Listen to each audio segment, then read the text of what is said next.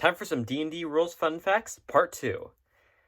And this spell specifically states that you cannot see through it with dark vision. The darkness created there, even though it's magical, can still be seen through with dark vision. The daylight spell does not specifically say that the light created is sunlight, so creatures with sunlight sensitivity have no disadvantage or loss because of it.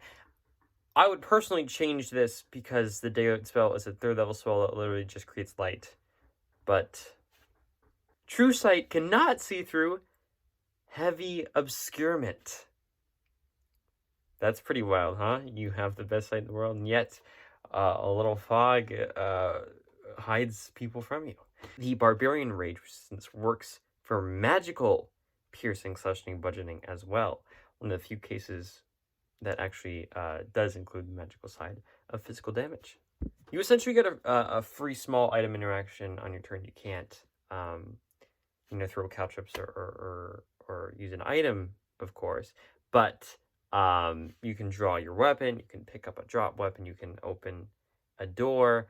Now, you can't switch out weapons. That would require an object interaction as your action.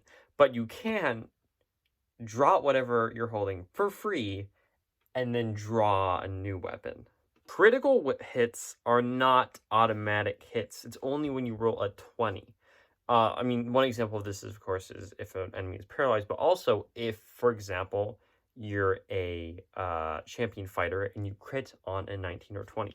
If you crit by rolling a 19, but that 19 would miss the enemy's armor class, it still misses. Only a 20 would be an automatic hit. Creatures can act as cover, so you can shield your friends and stuff. Evasion doesn't work with Disintegrate or any dex save effect that would cause you to take 0 damage on a success, which means that this includes spells like Sacred Flame, Ice Knife, etc. So a monk or rogue with evasion who fails their dex save would still take full damage from a Disintegrate spell. By rules as written, on a clear day, you can see up to 2 miles away, which means that spells that have the distance of sight, like Mirage Arcane, Tsunami, and Storm of Vengeance, which means on a clear day, you could cast it up to 2 miles away, which brings some interesting world building and interesting ideas for these spells. The real question, though, which I'm not sure what the answer to this is if you distance spell, does that mean you can do up to 4 miles? Magic Missile is actually rolling a single d4 for every missile. So say I roll a 2 on my d4, and then +1, so that'd be 3, which means if you fire 3 missiles, that would be 3 for each missile. You don't roll individually. Rolls as written.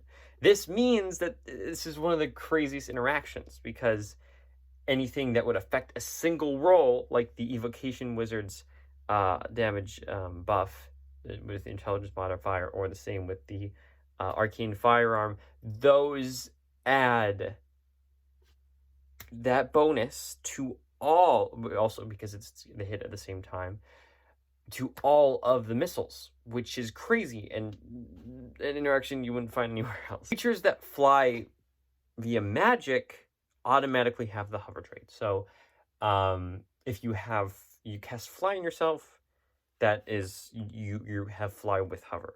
This means, hover means that if you fall prone or have your speed reduced to 0 while flying, you do not fall. Transport via plants never specifically states that the plant you transport through has to be alive.